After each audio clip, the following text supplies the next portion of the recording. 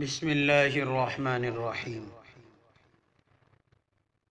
ایک دفعہ نبی کریم صلی اللہ علیہ وسلم حرم شریف میں تھے۔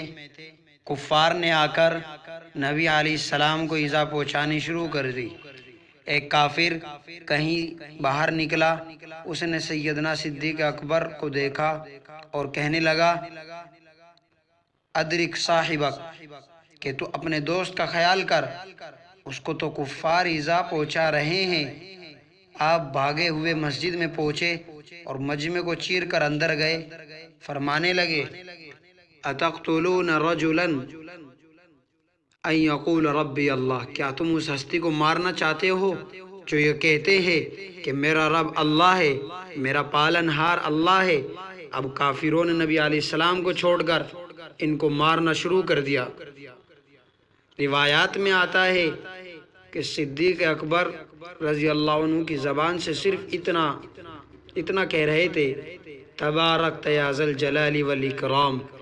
کفار نے اتنا مارا کہ بے ہوش ہو گئے۔ اس وقت ان کے قبیلے کے لوگ وہاں پہنچے اور ان کو اٹھا کر گھر لے آئے۔ بہت دیر تک ہوش میں نہ آئے، رات گزر گئی۔ جب ہوش میں آئے تو والدہ نے کہا کہ بیٹا کچھ کھا لو۔ اس وقت سیدنا صدیق اکبر رضی اللہ عنہ نے اپنی والدہ سے پوچھا، اماں مجھے یہ تو بتاؤ نبی علیہ السلام کس حال میں ہیں؟ اس نے کہا، بیٹا تیرا اپنا حال یہ ہے کہ جسم زخموں سے چور چور ہو چکا ہے، اب بھی پوچھ رہے ہو کہ ان کا کیا حال ہے؟ فرمایا، ہاں، جب تک مجھے ان کے حال کا پتہ نہیں چلے گا میں کچھ نہیں کھاؤں گا۔